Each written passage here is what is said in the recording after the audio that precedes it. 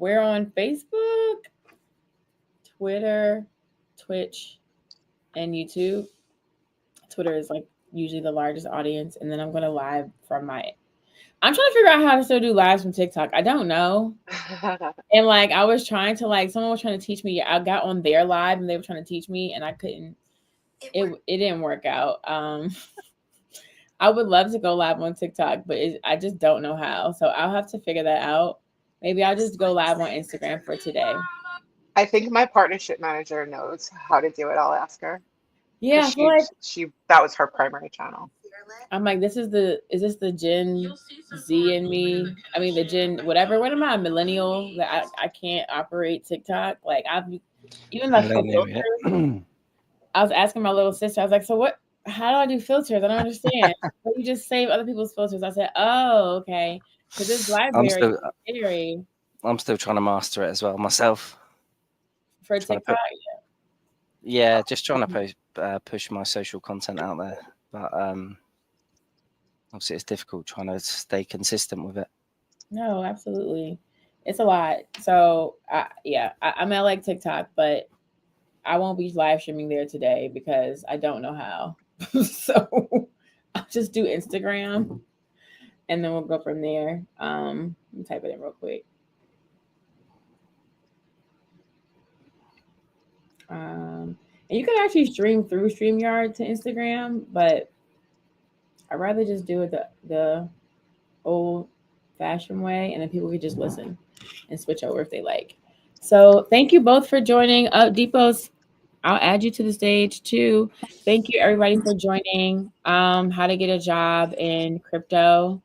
First, before we get started, um, I want to wish everybody a happy 100K happy 100K Bitcoin.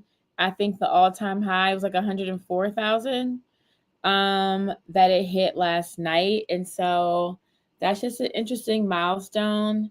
It doesn't feel euphoric for me as the first time when it hit 20K in December of 2017. It's funny that was more euphoric and I had way less Bitcoin. Way less. Was just getting started, so I definitely had like maybe $200 of Bitcoin at the most.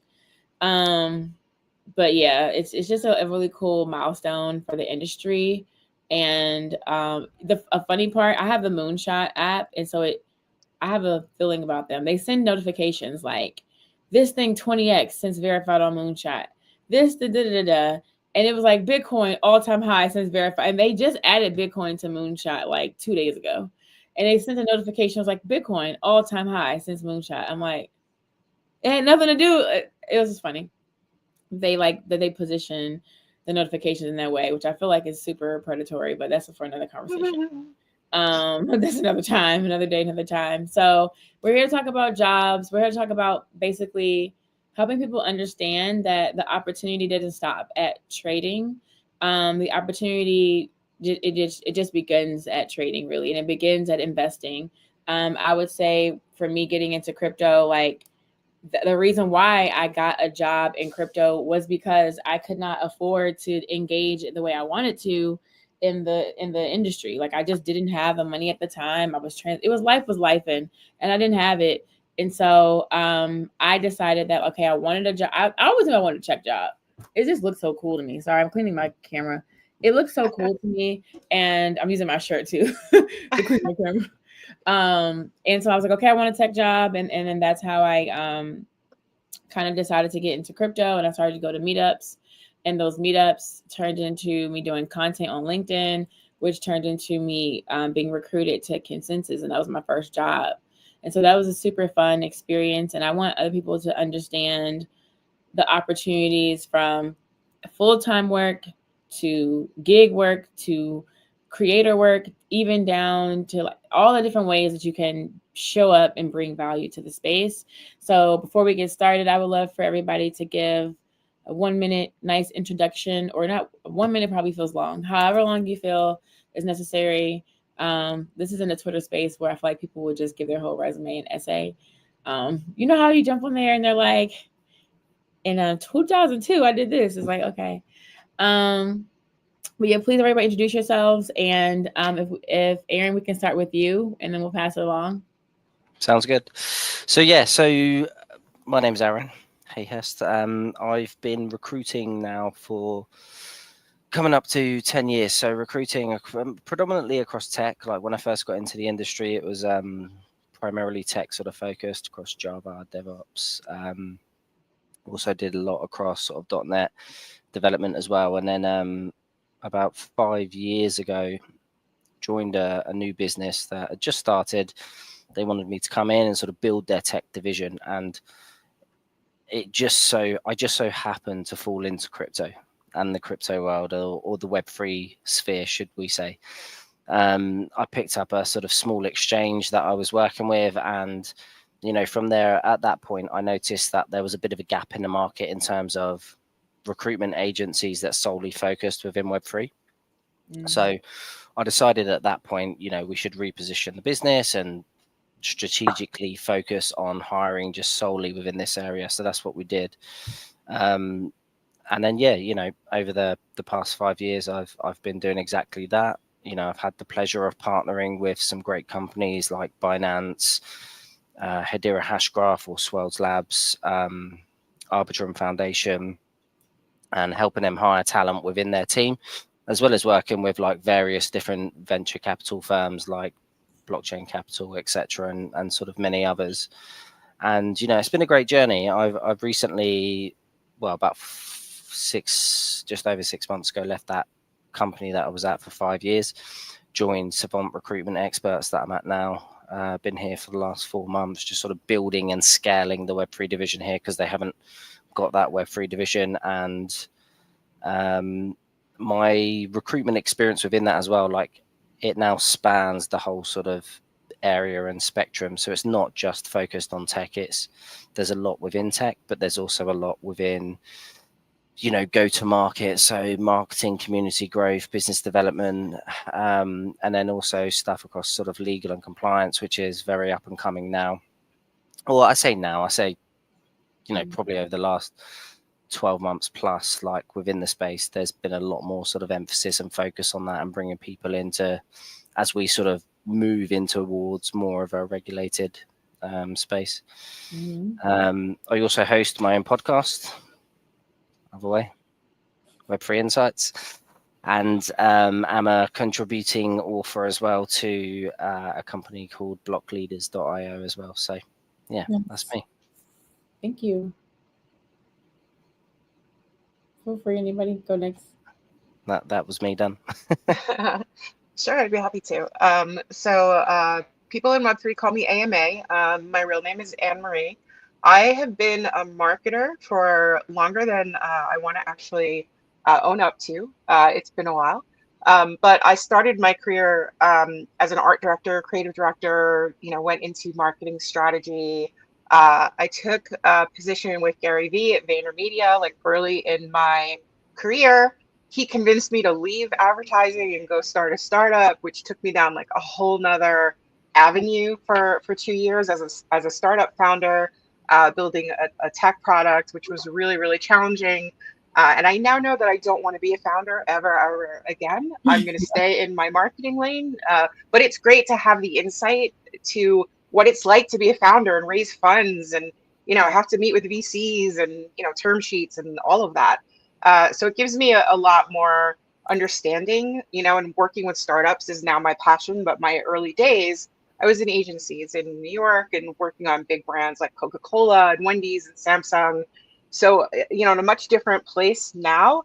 I ended up, after pivoting from my startup back to consulting, I ended up being a fractional marketing director and working for entrepreneurs and small business owners in a fractional capacity. So like I'd be a marketing lead, but I would be a marketing lead for like 3 or 4 companies at the same time.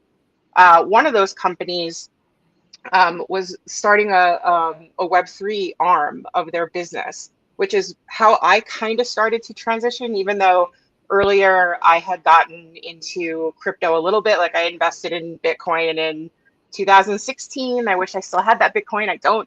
I used it for things like rent, so kind of like the Bitcoin pizza. Definitely spent it on things I wish I didn't have to spend it on. And I also bought a couple of CryptoPunks back in the day, but they're in a wallet that I no longer have the seed phrase to because I did not have the foresight that they were gonna like be anything, you know. So you Or live and not. learn. But so when this client of mine, you know, was like, okay, we want to do a business arm that's Web3 focused and NFT focused, and I was like, all right, you know, let me kind of dig back into the Web3 ecosystem, and I was in and I was hooked like right away. So as soon as I started playing around and looking at communities and kind of figuring out how NFT collections worked, this was in 2021. I was all in. Similar to Metaverse, like when I did some Metaverse work for Samsung back in 2006, if you could believe it. And it was very similar for me. Like I got into the ecosystem. It was like very exciting and very creative and very fun. So what I did for, you know, probably like the first 6 months was I just did as much as I could, like get into as many communities as I could. I bought as many NFTs as I could afford. And back then they were pretty expensive. So, you know, definitely I'm a holder. I'm holding almost everything that I bought, you know, back in 2021. But then I fell so much in love with the Web3 ecosystem. I fired all my Web2 clients. I went full time into Web3. The transition for me wasn't that difficult because I had some very strategic ways that I positioned myself, you know, in my experience from the Web2 ecosystem that helped me get my Web3, you know, experience. And now I've been the head of marketing at PassApp almost a year now. So I started with them when they were really, really early in building their product. So I helped kind of build their brand and their positioning, built the team, and we're currently in beta. We'll be coming out of beta next week. So our links should all be live next week. And this week we're doing a gratitude campaign. We've launched our perks program early while we're still in beta because I feel like I want to reward our early users, the ones who are helping us build in the space. And I just feel like it's all about transparency. And even, you know, as a startup, like I feel like we're trying to build in public as much as we can. And I love it. I love the team. I love the product. Like it's aligned with my own mission of helping people onboard into Web3. And yeah, I've really helped a lot of like young professionals in the space over the last few years. Because one of the things I found when I came in was like moderators work for nothing, you know, they'll work for free. And I was like, this isn't, you know, this isn't right. People shouldn't have to work for free. And I started really like helping mods, you know, start to like figure out how to present themselves in the space and get real jobs. And I was hiring a lot of moderators at the time. So it, you know, it definitely worked to my advantage that I was helping some of these young like Web3 professionals like, you know, find opportunities and figure out how to present themselves. So love the space, love helping people, you know, find their way and find their kind of dream position. Yeah, I think the moderator part is super important because it's like a way that a lot of people can get into crypto easily is just through being a moderator. And so, Deepo, hello, how are you? Hi, hello. Can you hear How are me? you doing? Guys, I'm really sorry I look like shit. I would have loved to turn my camera on, but I'm tired as fuck. I've I'm been glad you're up, here. I've been up all day. I'm happy Uh, you're here. Amazing people, amazing story. God bless you. So my name is Deepo. I studied surveying and geoinformatics. I stumbled onto crypto in 2016, and I knew right then this is the future. So let me tell you a quick story. One of my friend worked for someone. He's actually a developer. So he worked for someone in the USA. And by the way, guys, I'm from Nigeria. So my guy wanted the guy to pay him with PayPal, and the American said, "Why can't you let me pay you in Bitcoin?" And my guy was like, "What the fuck is Bitcoin? I want my PayPal money." So we got introduced to Bitcoin. No intermediaries, no banks. All we had to do was send the wallet in, and then we got our money. They said like 2 minutes, the money is in. And ever since then, we were like, okay, this is it. This is the future of money. We went down the rabbit hole. We discovered Ethereum, ICO back in the days. And that was what got me into crypto. 2021, I stumbled because guys, I love to stumble a lot. Stumbled upon NFTs, and I'm like, okay, this is the future of community building. This is how you build community. This is how you tell people to become friends. And I was like, wow, this is the future. And then I stuck to NFT ever since then. That's my present. You guys knew my past already. But going into the future, I really wanted to become someone influential. You said, Ama, you said you are the head of marketing for Pass App. I happen to know them because I think you guys are rocking the On-Chain Foundation badge. Yeah. So what I wanted to become in the future is when someone comes to you, Ama, and said, okay, Deepak said, I should come to you. Oh, you are from Deepak? I guess I want to talk to you. That's what I want my future to be like. And if you guys don't know, I'm the host of Beyond the Chains. Karima used to be on my spaces a lot. I'm on a break right now because I realized that I've been, selfish a little bit. A lot of people are actually supporting me, but I'm not supporting them back because I am, focusing on my own alone. So I took a break, started supporting people back. I tune into like 4 or 5 spaces a day, and that's how I found myself here as well. Because when Karima said, "Deepo, you have to be here," I'm like, "Ma'am, all you have to do is say the word." So, guys, nice meeting you, Aaron. Nice meeting you, Ama. Thank you for hosting. Thank you. Thank you for your introductions and also sharing kind of like how you got into crypto. That's always interesting and different and similar for a lot of people. And one thing about crypto is that like people get really, really intimidated because it's intimidating. It's a brand new concept and idea and technology. And so they often like count themselves out of the industry or even like they don't even think of it as an industry. I don't even think that I would have if I wasn't exposed to like meetups and just understood some more stuff. And so I can understand how someone else working someone else working would be like, what the hell? I don't know. How can I get into this? So if I had a strong background in Web2, like I would like for everybody to give me like 2 tips, just 2. If I already have a strong background in Web2 or another industry, and when I say, and like, let me just rewind. I'm going to not say Web2. If you have a strong background in any other professional industry, any other professional industry, maybe not working with your hand. No, I don't know. It doesn't really matter. It doesn't really matter. I forgot this is crypto. It touches everything.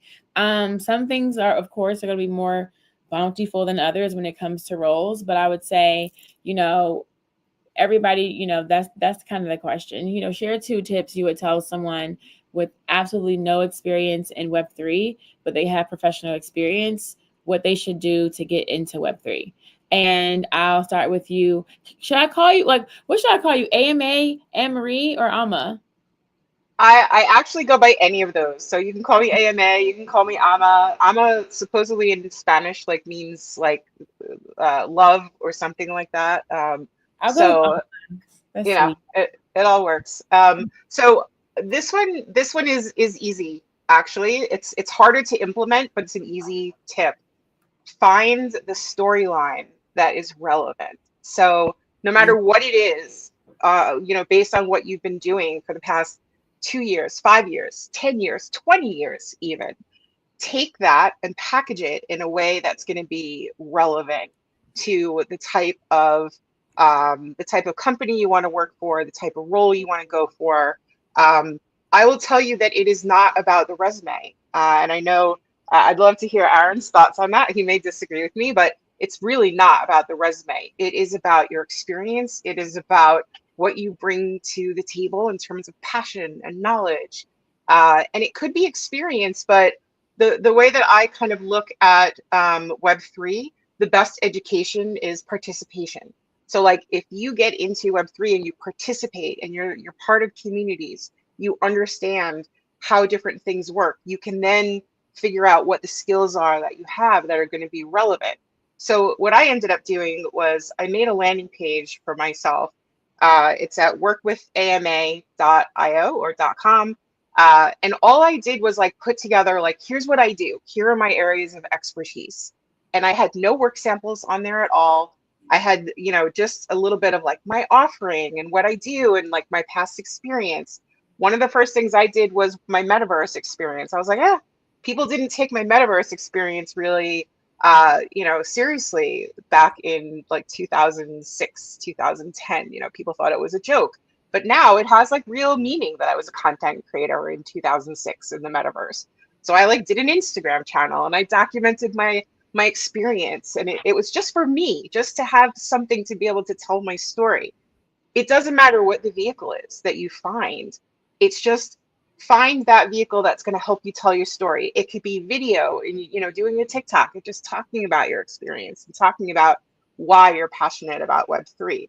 But like the early gigs that I got were just based on, you know, my knowledge of participating in the space combined with my past experiences in marketing and creative.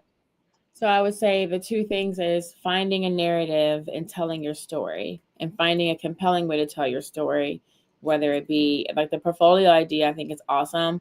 Last night I found this tool called ShipStation.ai. You upload your resume and your picture and it'll build a page for you like in a second. It does need some prompting love, I will say that. But the page I built last night was not bad at all. Like with That's awesome. like 2 seconds. So I imagine with more prompting, it would look really nice. And also like the better prompts that maybe they'll give the people. I don't want to get distracted with another product, but yeah, I dropped the name. It's called ShipStation.ai. I dropped it in the chat for anyone. And so we have those two. Aaron, can we get your two for Brent? No Web3 experience coming into this new industry.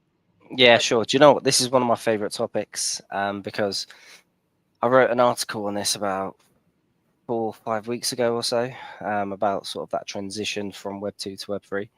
And Anne-Marie, I sort of agree with you, but disagree with you at the same time. You know, I agree the whole storytelling, I think, you know, absolutely spot on. Like, you have to be able to tell a story, but my perspective on it is that a resume is critical. But I look at a resume, right, in a different way to just, it's not just for me, it's not just like a PDF or a Word doc. A resume is your LinkedIn profile, it's your Twitter account, it's all your social content. That's a resume to me. And the way that you tell then your story through those channels will showcase your knowledge and passion for the space. I think the key here, and what I always try to sort of say to everyone that I speak to, and I speak to a lot of people, you know, that want to sort of come into the space or, you know, are interested in blockchain or crypto. Firstly, for me, it's like passion. Like, if you haven't got the passion, if you can't show the passion, then for me, you're at a massive disadvantage. And that's showcased a lot of times in people's LinkedIn profiles, or the way that they sort of interact or are on Twitter or X, should I say, for example. You know, I've had it recently where a candidate sort of they sort of dipped into Web3, then they went back out of Web3, and they were in Web2. And a client looked at their social media and the content that they were putting out, and it didn't resonate what they were saying. So there's a couple of things there for me. And, you know, firstly, it's showing that passion. And it's like, right, so how do I show this passion? And you've got to show that passion by firstly just putting content out there. So whether that's content on your Twitter or X profile, or, you know, Twitter on LinkedIn, all content, sorry, on LinkedIn, and really sort of showcasing that, because otherwise no one else can see it. And also just highlighting that as well. I always say to people that I speak to that, like, oh, you know, I want to get into this industry. Firstly, it has to be the right reasons, right? So it can't just be a case of, I want to get into this industry because it pays more than it does the Web2 industry. It has to be for the right reasons. You have to believe in this space. You have to invest yourself in this space. And you have to almost give something to receive nothing, if that makes sense. Does that make sense? No, that makes sense. No, that does make sense. Yeah, good. So, and it's like for myself, for example, I started this podcast like 4.5 months ago, and I didn't do it through no sort of benefit of my own. I did it because I wanted to give back to the space. Like my whole idea of it was to hopefully be a part in mass adoption and aid people to sort of understand the space more and what these businesses do. So yeah, and we can bring this back to sort of looking at individual like positions. So firstly, like upskilling, for tech people, start with like blockchain basics. There's so many sort of free resources out there like Binance Academy or Coursera, I think it is as well. And then for more technical people as well, like starting to learn Solidity, Rust, and exploring zero knowledge proofs, for example, and then popping these onto GitHub, or roles like marketing or product and operations. Typically, they tend to be easier entry points because the skills are a lot more transferable. But for developers, understanding Web3 and the Web3 architecture and everything else, dApps, smart contracts is key. And it's like, how do you showcase that? And how do you showcase your passion for that? So uploading stuff onto GitHub and everything else. And I think the other most important thing, like secondly from that, in terms of like, and that's why I would actually say like the resume is the most important. But like I say, resume it's not just a PDF or Word doc. It's your overall persona and how you showcase yourself across all of your sort of social media. And for me, the second most important thing is like genuinely being ingrained into the space. So network effectively is key. Like attend conferences. There's so many great conferences out there like ETH Global, DevCon. Engage obviously in Twitter or LinkedIn or Discord discussions. And yeah, I think those are the two sort of key areas for me. I've been writing both of everyone's down. I would say though, I feel like it is enough for some people. It is enough that they just want to make more money. Like I think that's okay. Like I think it's perfectly okay that you're joining a new industry or a new job because you want to make more money, as long as you're willing to do the work. People do that all the time. You upskill, get a new skill, get a certification because you want more money, and this is the perfect place to get more money, in my opinion. But it does come with a lot of other things that require you to work. I'm not okay with lazy people and just like sitting on their hands, but if they're just here because that's what they want, I respect that. Like personally, gotta get it. I don't know. You muted yourself for your. You're still muted. Hold on. How do I unmute? Oh, sorry. Yeah. No, I completely respect that as well, and I do get it. But I think in the same regard, you 100% have to show the passion for it, because I've seen the differences, right? I've seen someone and like two people, right, for example, like both in it because they want to excel their careers, they want to earn more money and everything else, right?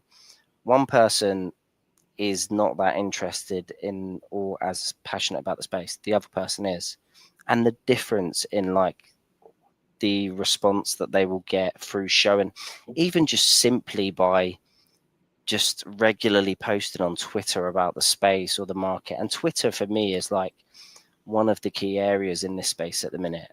However, shit, excuse my French, is for Twitter in general sometimes, with fake profiles and everything else. Like, if you're Twitter for me is like it's massive in Web3, and it will be for a long while. I think LinkedIn's like up and coming, but just by constantly posting content and that out there and showing that passion makes a real difference, because I've seen it like time and time again. Like clients will say, send me their X handle, and then I'll send it, and then it'll be like, well, they've been inactive for like 3-4 months.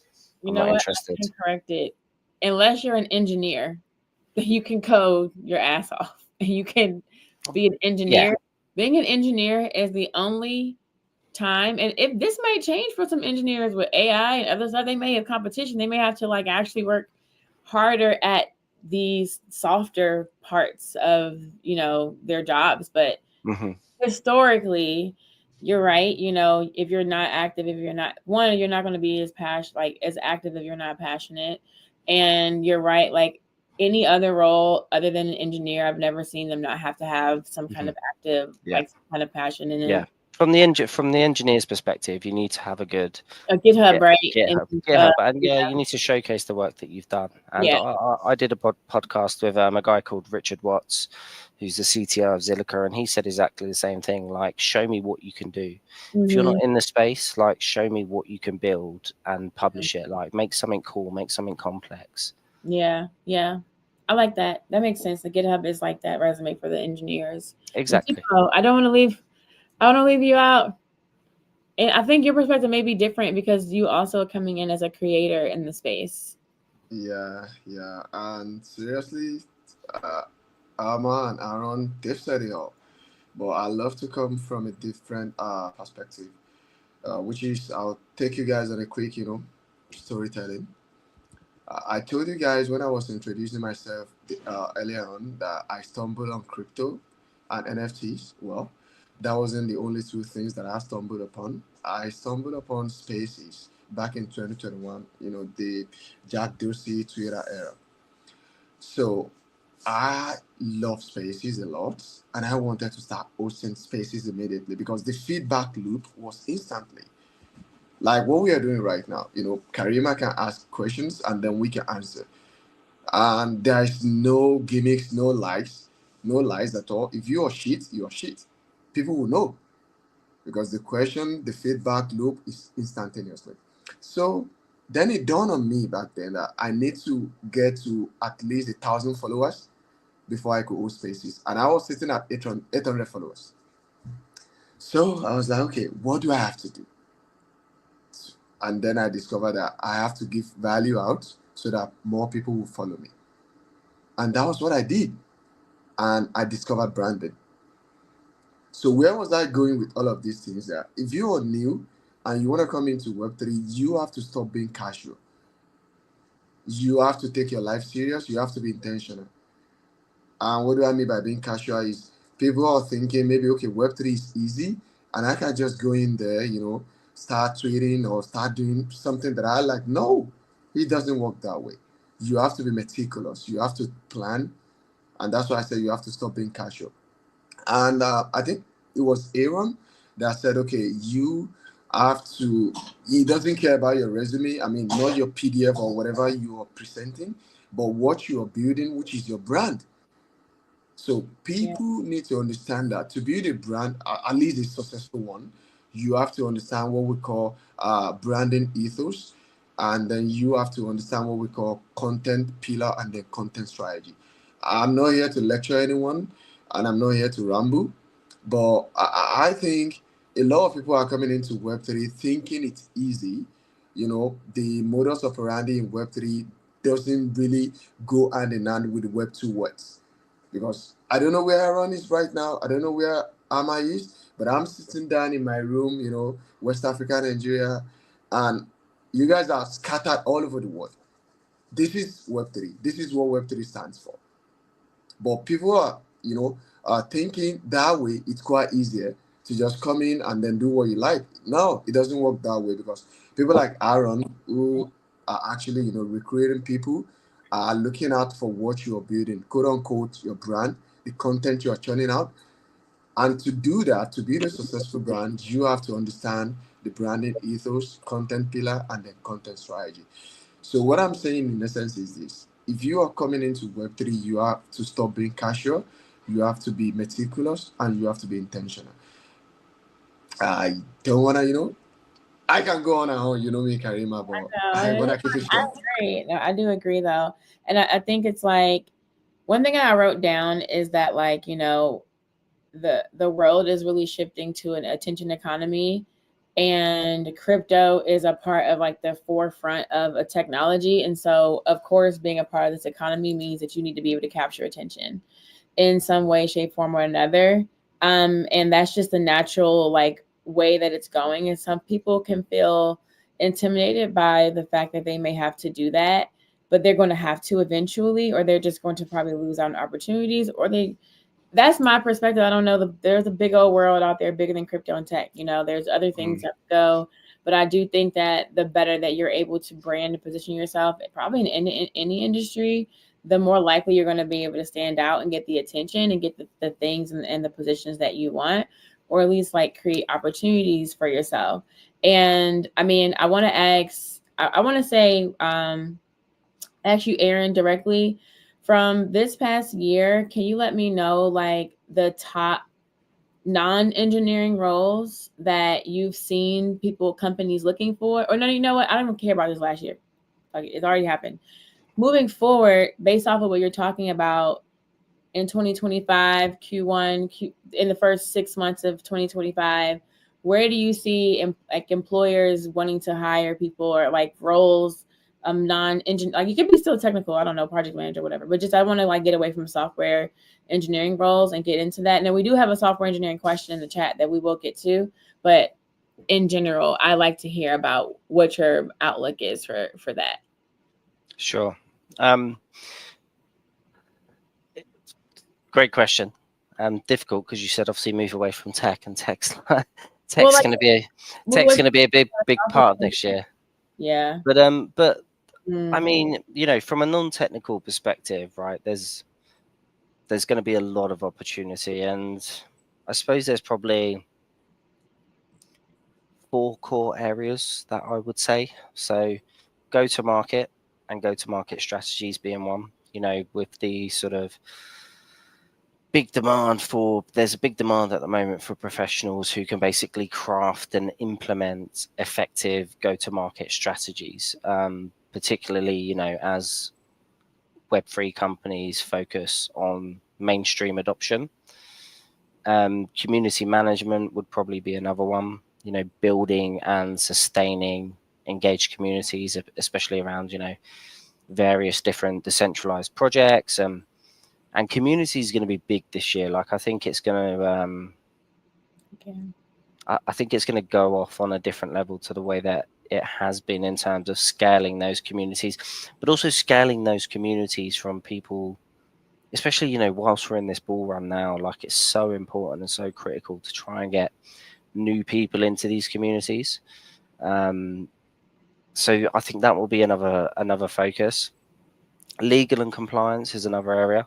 I think legal and compliance has been, it's been sort of slowly making that rise over the last year. So I would say over the last 18 months, like, I saw a massive uptick in terms of legal and compliance roles from various different clients and organizations that I worked with. It's slowed off a lot, probably second half of this year, but navigating the regulatory landscape is crucial if we're going to achieve mass adoption. And especially with the ongoing changes in the crypto regulation world, and now with the changes in terms of the presidency in the US and everything else. So I think that's going to be a real big sort of area this year, in particular, in terms of legal and compliance and the type of people that this industry needs and wants.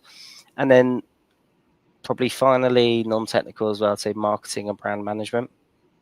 I think that's always been something that's been really key, but I think that will continue to be key. So having people that can come in and create a compelling narratives, as Anne-Marie was sort of saying earlier, that really resonate with both technical and non-technical sort of audiences. So from a non-technical perspective, I would say those would be the sort of, those are the 4 key areas that I'm looking at personally as well. And I'm sort of in the process at the moment. I've been at the business I'm at now for 4 months, and I'm building a team, and one of that sort of core areas focused around go to market, and included within that will be like community marketing, brand management, and then bringing someone else in as well from a legal and compliance perspective. Yeah, because those are the trends that I've personally seen. No, that's really helpful. I think I feel like it's a given that there are going to be software engineering roles, that there are going to be different kinds of like people who are learning the ELIZA framework right now. I'm pretty sure if they learn it now, they're going to be set. Like, people are going to be wanting to hire them. And honestly, it's not even from what they say, it's not even like difficult. It's like you set up a terminal, and I even started to set it up and set up my own stuff. Now I stopped, but they just came out with a full tutorial video, and so I'm excited to like get started. But long story short, like as an engineer, there's a lot of different worlds you can go, and like the world is kind of yours in this space. If you're an engineer, you have so many opportunities to build and show. And you also like you can build and show. Like, you can like, you know, as an like how you said, like you can have a GitHub, but you don't have to be popular. You could just be committing on a regular basis, or you could have tried different projects and show that you can do something. And as an engineer, if someone sees that, then you know, like if like as you're interviewing, then like that's helpful. Now sometimes those projects can help you get distribution and get more eyes, but like, you know, I don't think that you have to like completely think about that. You could just really build cool stuff, like how you said. Yeah, 100%. I think the thing is, from a technical perspective, is like so many hiring managers in this space want to see people that are passionate and proactive, right? And my sort of takeaway from that side of it is like this industry is built on self-starters who love to learn. So be that person that loves to learn, be that person that wants to learn, be that person that's proactive in producing stuff and showcasing that. And from a technical perspective, that is your in. That is the gold dust. Wow. I have I have a few questions coming in, which is awesome. And if you have questions, anyone listening, please drop it in the chat for everyone to see, and then I'll surface them towards the end. Karima, Yes. can I come in real quick? So to corroborate what Aaron just said, I think I'll add to this that if you are a generalist, generalists are gonna be in demand as well. And hear me out. This is my reason. So I'm having a meeting with a CEO, a project founder tomorrow, probably 10:30 a.m. my time. And what do they need? And this is gonna be like fourth meeting in this month alone. So they want someone that knows someone that knows someone. And you know me, Karima, I'm a content creator. I know a little bit of marketing, a little bit of branding, a little bit of technical side. I just know someone that knows someone. So if you are that guy, I mean, the go-to guy, if everyone needs everyone, you are the guy. I think they're going to be in demand as well going forward. If you know a marketer, you know a content creator, you know a spaces host, you know a community manager, you know a community moderator, you know some agencies, I think you're going to be in demand as well. Because this guy coming in, you said what, Aaron? I agree. Yeah. Network is key in this space. Like, it's so key in this space. You know, if you've got a good network, if you know somebody that knows somebody, like it will get you that in. And that's why like networking is a key part of getting into this space and attending events and everything else. Because the good thing is with this space is like everyone wants to help everyone, right? Yeah. People, you know, really, we're all here to achieve the same goal, and that's mass adoption of decentralization in the world of Web3. So, you know, if you've got a good network and you've built up a good network, as Deepo said, that's invaluable to a lot of businesses, and that's what's invaluable to a lot of businesses from my perspective, in terms of, you know, when I'm pitching myself to clients to work with, I say, look, I've built up a solid network over 5 years. I know people. And, you know, if I don't know someone, or someone's not in my network that you're looking to hire, I can guarantee that I could ask someone, or I could ask a community that I'm in, and they'll give me someone. So yeah, I think that's key. I think that's a really good point to make. If I could layer on to what both of you have said, there are other opportunities to on the marketing side and creative side that we haven't talked about. Like, I think from a software standpoint, like engineers are like worth their weight in gold in this space because they're so hard to find. But on the marketing side, there's so many opportunities on the social media content side, and you don't have to have years and years and years of social experience. All you have to do is show that you have a good grasp of the channel that you're a specialist at. And like, it's very, very easy right now to become a specialist in one particular channel. You could be a TikTok expert, you could be a Warpcast expert. So like what ends up happening in the marketing space is things change very quickly in terms of where your users are, and we have to go wherever our users are and where they're interacting. So if they're not on Discord, we have to set up a Telegram. If they're not on X, we have to set up a TikTok or, you know, whatever platform they're on. I think Workcast is a really good example right now because, like, you know, decentralized social in general, if you can get onto like, you know, Lens or Workcast, Farcaster, and you really know the ins and outs of that, you can then become, you know, like a fractional service provider for people that need, you know, somebody that knows that channel like really natively. But I've also had to hire partnership managers, which are really hard to find, and that's all about like networking and, you know, knowing people in the industry and, you know, a little bit of biz dev, community managers, moderators. And as businesses grow in the Web3 space, like they're going to have to staff up the way any normal startup would. So there's operations roles, there's finance roles, there's like Aaron said, there's, you know, lots of legal that needs to be done, lots of regulations that we need to navigate. So you know, almost anything in Web 2 is going to exist in Web 3, even though like we're so early right now, like almost everybody in Web 3 is still a startup in some ways, you know, because they haven't reached this like crazy, you know, Everyone big is. Everyone is. So, you know, as we grow, like there's going to be a lot more roles for project managers and scrum masters and, you know, all the things that we need in the Web 2 world to like be a big successful company. But we're still young and scrappy, but pretty much anything that you do in Web 2, there's a Web 3 equivalent in one, you know, way, shape, or form. So finding that little niche you want to be in and really mastering it, and you don't have to have a job. You can go in there and like do something for yourself, build your personal brand, build a huge following, you know, on WordCast or on TikTok. And like that just shows your passion and your abilities without having any income coming in from, you know, an external employer. Yeah, yeah. I was going to say something else, but I don't know if it's coming up in questions that you have. So, oh, well, I mean, my next question was going to be kind of transitioning to finding freelance gigs and opportunities in crypto. And Amma, I kind of wanted you to take the lead there, but I think this was where it was transitioning to of the many opportunities. I hope so, but yeah, that was the next setup. Yeah, I mean, as a freelancer, so like my first few years, I was just freelance and fractional. So, you know, working for like 3 or 4 companies at a time.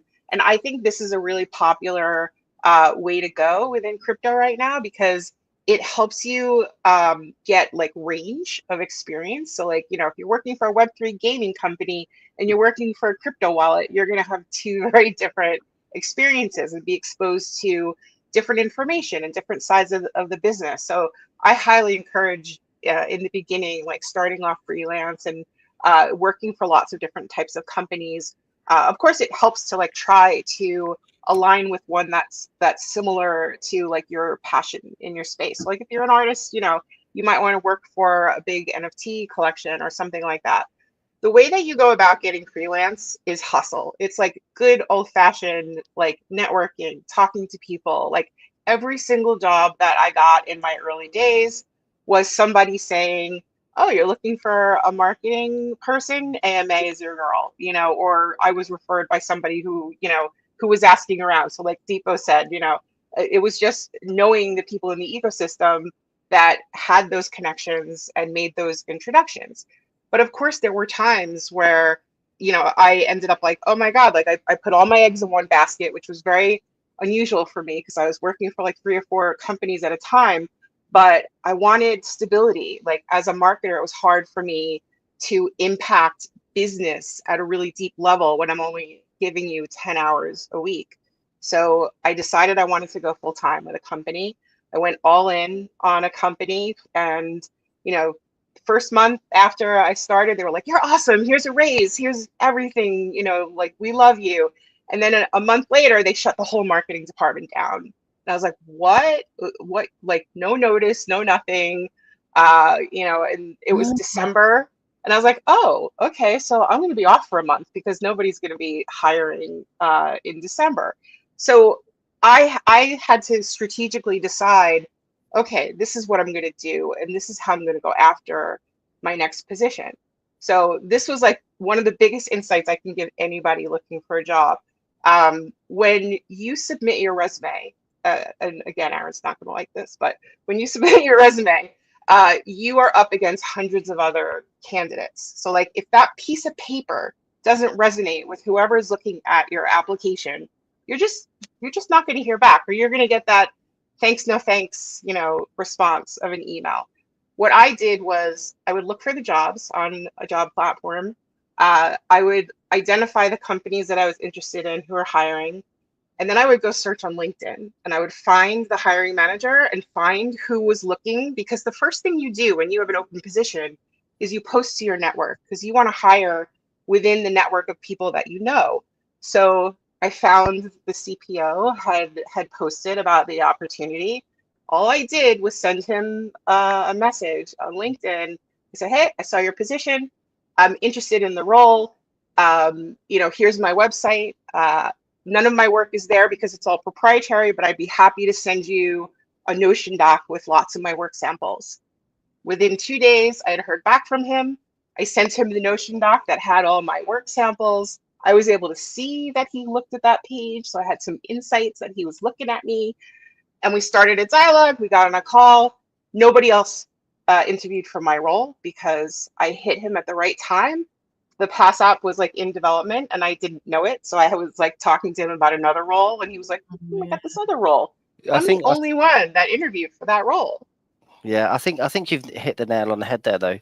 Like one of my things that I state to people now is like, whether it's Web 2 or Web 3, like when you're looking for a job, again, like what you just highlighted there is like being proactive. Like LinkedIn for me now is so saturated that you can't just apply for a job. And LinkedIn has this thing now where it's like easy apply. And it's not an easy apply, like, because everyone's doing the same thing and there's hundreds of applications. And, and if you are doing that, right, then the resume for me needs to be on point. Because if that's your strategy, then your resume needs to be on point. And a well-known fact in the industry is like a resume only gets looked at for like 30 seconds. So how does it pop within those 30 seconds? If it doesn't, if there aren't keywords, if there aren't things that are going to make someone think, boom, this is good for the role, then it becomes irrelevant. So otherwise, be proactive. As you sort of said, the key thing for me in this is like, in that question is communities. Like Web3 thrives on collaboration. Being an active contributor to communities demonstrates initiative, knowledge, and cultural alignment. From a technical perspective, like contributing code to sort of open source projects or debugging tools on GitHub, participating in hackathons like ETH Global to solve various real world challenges, a willingness to write or audit smart contracts for projects. From a non-technical perspective, you could be sort of looking at writing Twitter threads, blog posts, tutorials explaining what or complex sort of Web3 topics, managing or participating in Discord or Telegram channels, and providing some really good thoughtful advice and solutions, or proposing or voting on initiatives in DAOs. Like that's another thing as well, like contributing to a DAO or creating a simple explainer thread can make you stand out. Like these actions genuinely show that you're already adding value to the space. I have a question because I don't have a question. It was Marlena, and it's kind of it was related to what you were saying. She says, I find that so many people are doing the search for HR manager method on LinkedIn, and people are fatigued with cold messaging. Does it still work in this space? I mean, it worked for me. But I think going back to what Aaron was saying, like for me, a resume is personal branding. So like if you're representing yourself on LinkedIn and showing content and engagement and just show that you have a passion, like the cold outreach is what worked for me. So it's a matter of not being too shilly when you send the message. Show your expertise in some way and give them a little bit of a taste of who you are. What do you mean by shilly? Because some people probably don't know what that means. What means? What shilly? Like people who aren't yeah.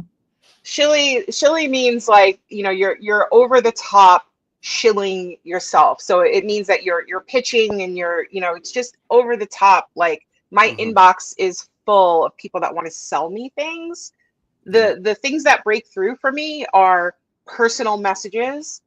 In fact, I would even say like going one step that I did that I didn't talk about in the outreach process was the first thing I did was see if I had any common connections between me and the hiring manager.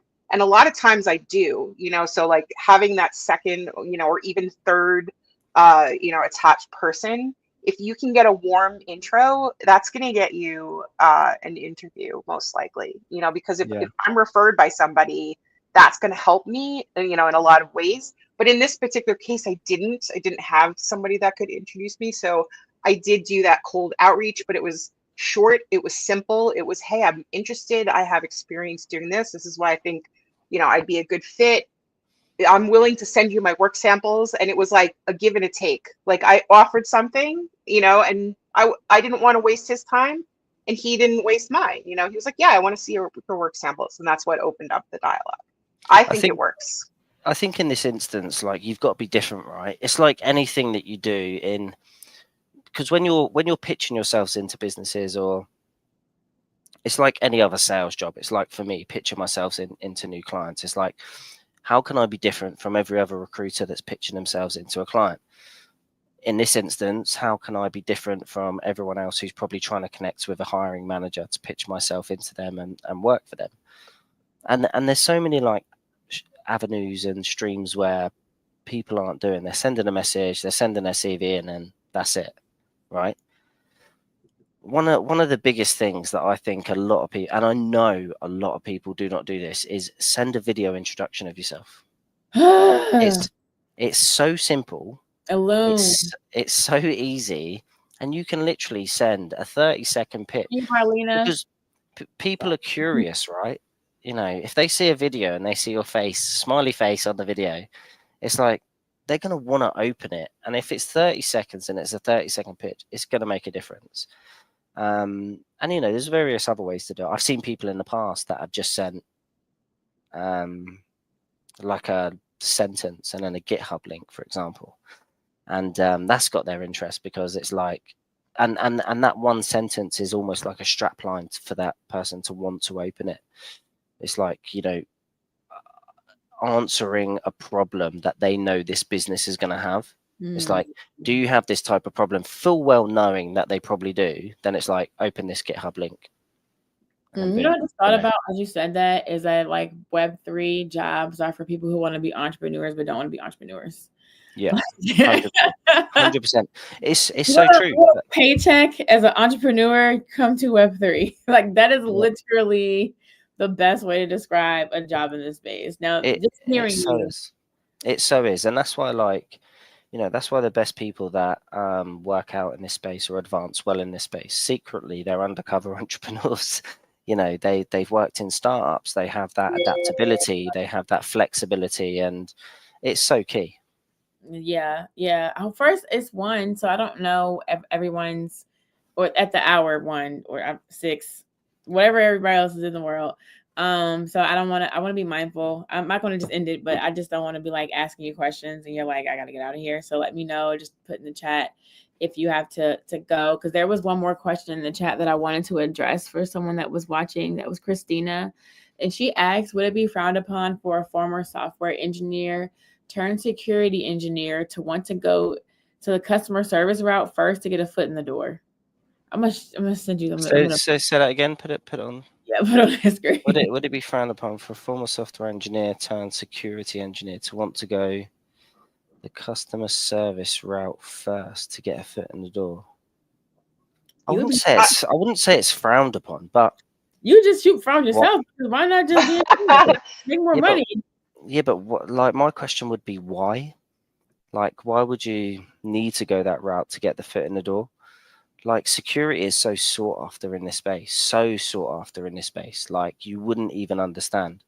Like, again, this goes back to, and I wanna just sort of try and pull this up actually whilst I'm talking here. It was something that a guy said on one of the podcast episodes that I did, and if you're a security engineer, come up with something cool, come up with something different that build or create a solution, share it on GitHub. If and that will showcase your level of skills and your expertise. Don't try to what's the word I'm looking for? Don't try to undermine the skills that you've got by going through an easier route that sort of incorporates technical and non-technical. Like, do what you do, but showcase it. Like, and that will stand out from the rest. And think of something different. Think of something that, and don't just copy or. I'm going to try and get it up here while I'm on it. Advice from so here it is. So Richard Watts from Zalika CTO mentioned, like, he sort of stressed the importance of showcasing projects that are both technically impressive and genuinely innovative. So, don't clone existing projects or make minor modifications to try and impress employers. Instead, focus on creating something that demonstrates their ability to understand and apply complex concepts. So for me, that's a no. Don't do that. I would agree. I think a little more about the reason why she was saying that she's tired of coding. So she switched from software engineering to security because she was tired of coding.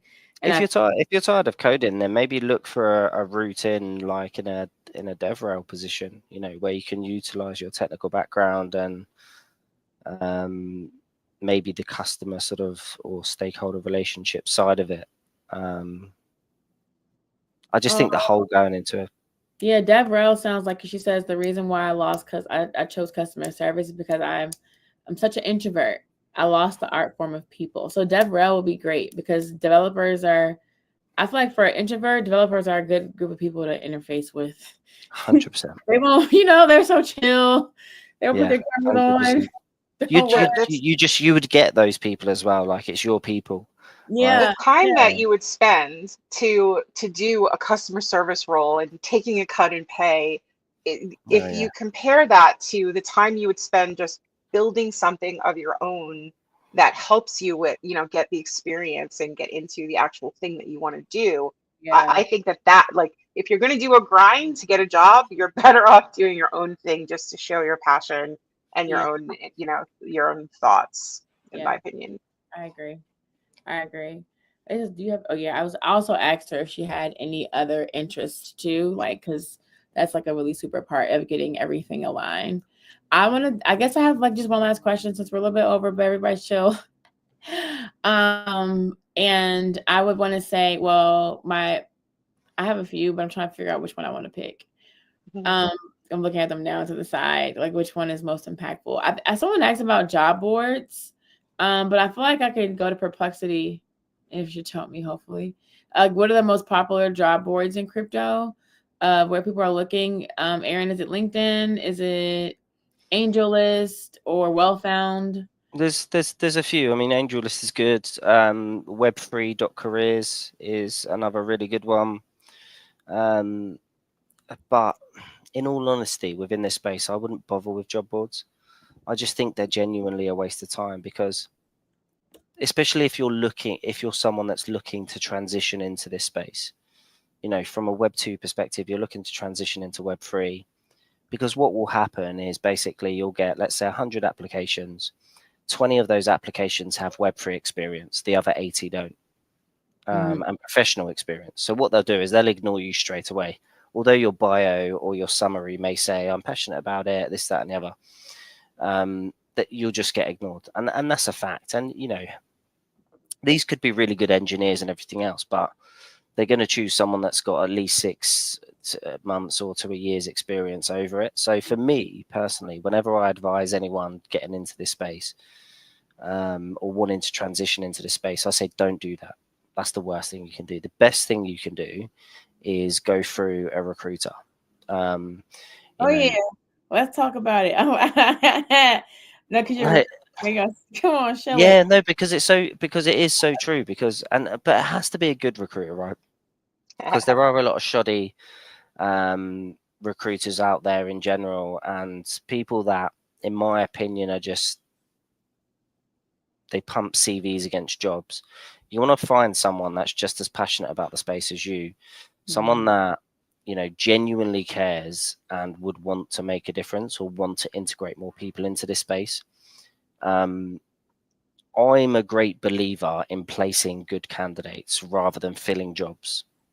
So, I typically tend not to work with a lot of clients in just filling jobs. I place good candidates, and that's what my focus is around in this space. So if you can find a recruiter that is candidate centric and focuses on good talent, then, and from a client's perspective, when I say that, it's not I don't want to sort of shoot myself in the foot and a client think, well, he won't want to just work this job, because I've spoken to that many good candidates that I've got people in my network. So now, like 9 times out of 10, when I get a job, like I can push someone into it. So I would find a genuinely good Web3 recruiter, showcase, like that's the person you want to sell to, and they will make it work for you 100%.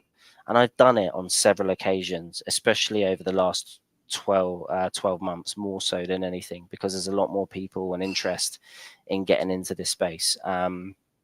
So that would be my advice rather than job boards, because in my opinion, you're just chucking shit at a wall until it sticks, because the fact of the matter is, and however harsh it is, you're going to get overlooked by, even if it's like 100 applications and there's 5 that have had 6 or more months experience or whatever, you'll get overlooked.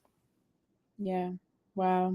That's really interesting to know, because like from a perspective of someone who is in Web3 already, you could still get overlooked, but it's just, that's a whole another thing in itself. But I'm really grateful that you maintain the perspective of coming into the space, because ideally this is what it's for.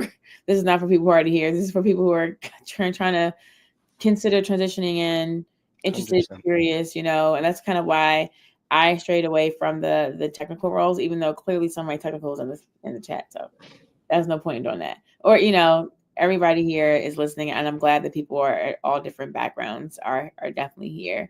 I'd say if you could leave us with one thing from this, any tip that you would have, or personal insight that you would like to share, I would love for everybody to share it, share one, and then we can close it out, and then also like shill everything that we shill at the end and all that good stuff. And also, you guys, if you're watching after this is over, I'm going to be putting on chip nails, and I'm also going to be activating my Cuddy ring. I got it in the mail yesterday, so I'm doing wearables, displays, stuff next. So stay tuned, because I'll keep the stream on and be doing that. But until we're getting those commercial breaks, I'm actually putting this into existence. It'll be a commercial break in the future. Okay. But please, Alma, if you could start and share a tip with us, please, or insight, just one thing that you really want to leave this call with. Yeah. I would say search is your best friend, Twitter and LinkedIn especially.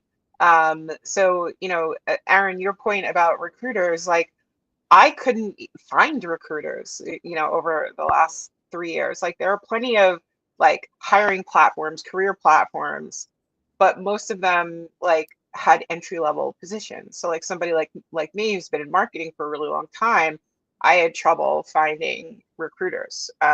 So great to meet you in case I ever need you in the future.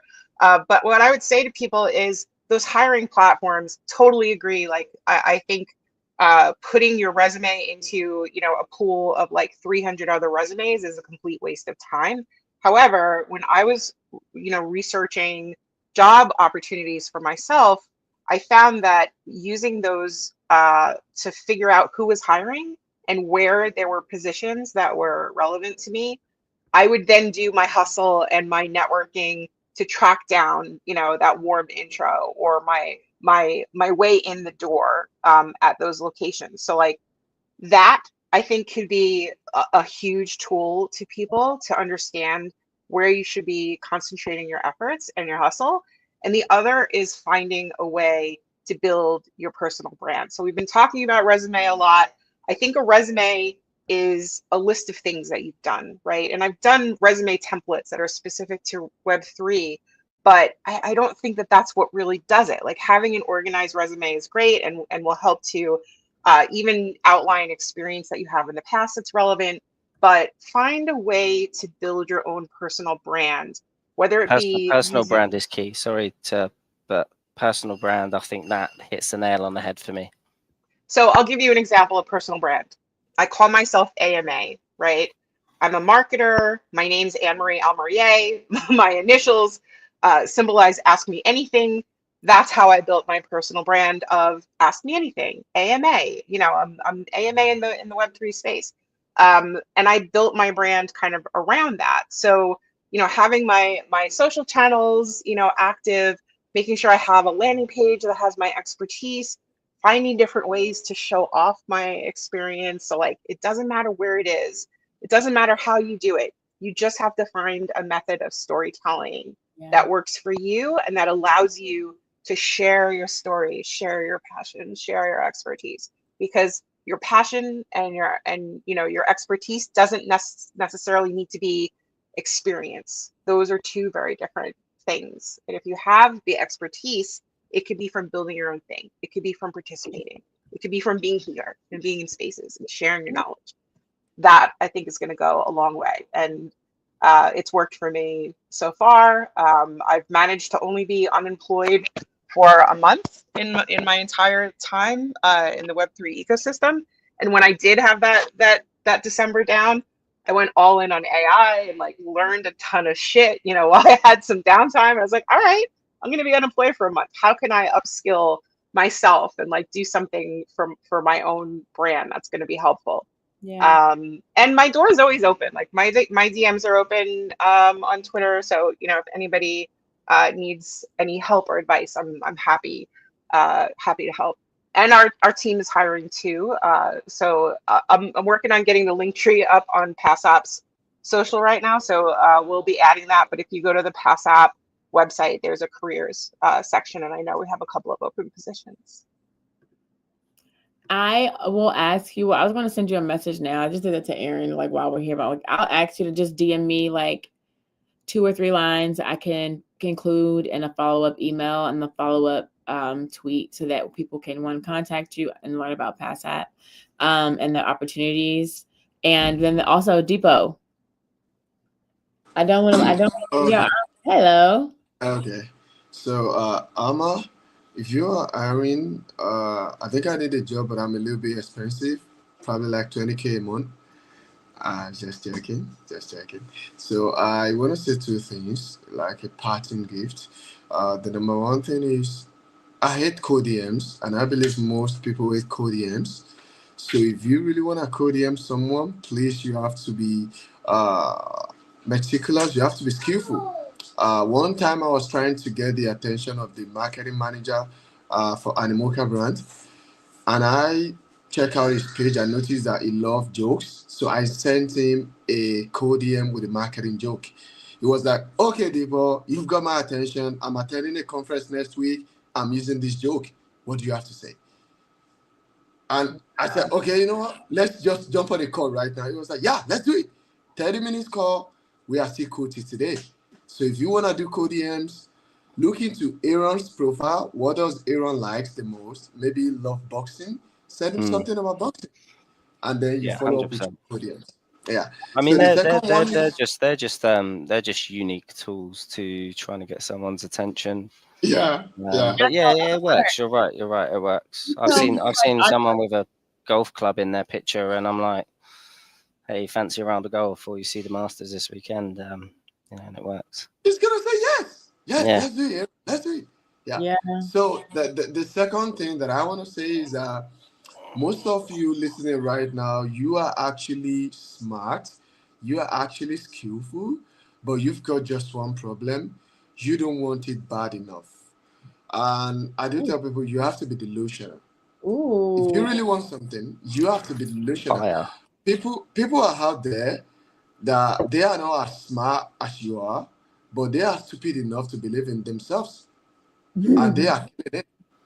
So I'm saying this to you right now that you have to be delusional. You have to see in your head that you can do it. Amma has been a marketer her entire life. I think Aaron has been a recruiter his entire life. Karima has been creating content, been in marketing for a minute. But they might not actually be the best. But they just put themselves out there and be like, you know what, fuck it. Yeah, I want to do it. I agree. I agree. And I suppose I'll finish up on that because I'm busting for the loo as well. Sorry, I'm a big kid. Sorry to interrupt, Deepe. I mean, for me, right, the Web3 space rewards the bold and the curious. If you're passionate, proactive, and willing to learn, the opportunities honestly are limitless. Like, take small steps, get involved, showcase your value to the ecosystem, and also feel free to reach out to me on LinkedIn and Telegram. That's all I'll say. Yes, and I already emailed you for some stuff. You can go to the loo. I've already sent you some information, like a request for a line. Cool. Yeah, I'll do that. Just to make sure that I include information in the follow up. And this stuff needs to go on the blog. I'd be like writing follow ups on Twitter, but it needs like a static place people can follow. So blog coming soon. Sooner than later. See if AI can build it out for us. Thank you everybody for your last words with us. Last words for this year. I'll probably try to have you both come back on at some point next year. But this was super fun. I really enjoyed the time that I had with y'all. So did I. Yeah, and I learned likewise. Yeah, and he challenged my idea. And like first I was like, no, you don't have to. No, but you're actually right. I was wrong. Like you're right, Aaron. Like you do need to have the passion. You will drown. 100%. 100%. You're right. 100%. This is not like, get an IT cert and work your way up. This is a completely different kind of thing. Yeah, I think if you wanted to get an IT cert, you could go after the money that way. That is one way definitely to do it. It's certifications and that, but this is not, you're right. This is not the way. This is the passion route. Yeah. Okay. Well, thank you all. Amazing. Thanks for having us. This has been awesome. Thank you. I really love conversations like this. I also have lots of like tools I've built for people that are searching for jobs. I used to have a small little Discord server for moderators looking for work, helping them like figure out how to build personal brands and resumes and stuff. So I have tons of resources. I'd be happy to send that can be shared. Yeah, because that's like the new rhetoric now. Is that like the new rhetoric is that Discord, I mean, like being a community manager is like kind of your way in. If you're like starting from a certain way, like I've heard people say that like being a community manager is like the best way to kind of get started in crypto. I find that very interesting, but also like the barrier to entry is low. You don't really have to have that much background. You just gotta be present. And so that really does lower the barrier to entry to most people, and allow them to see what the fuck's going on. You can even volunteer as a mod if you just want to stay active in something, just to make sure you're continuously like checking back in. Yeah, I could do a whole nother space just on that topic. I want to know, I'm going to see if it's going to let me edit the stream title in the middle of the stream. If not, I'm just going to end it and restart it. I don't know if it will let me do that though. That would be very cool. I'm on Aaron's. I'm going to remove myself from Aaron's where he's like, these people on here. He streamed to his destination. All right, so I'll peace out. But thank you, Karima, for having me. Happy to collab on some future spaces. Hit me up whenever you need me. I already literally after this, I have questions. So I will, as soon as I'm off of live, you'll hear from me. Thank you. All right, awesome. See you soon. Bye. It's just me and you, Deepo. Okay, you're gone now. Everyone's gone. I'm trying to figure out how to change this. Let's see if it actually works.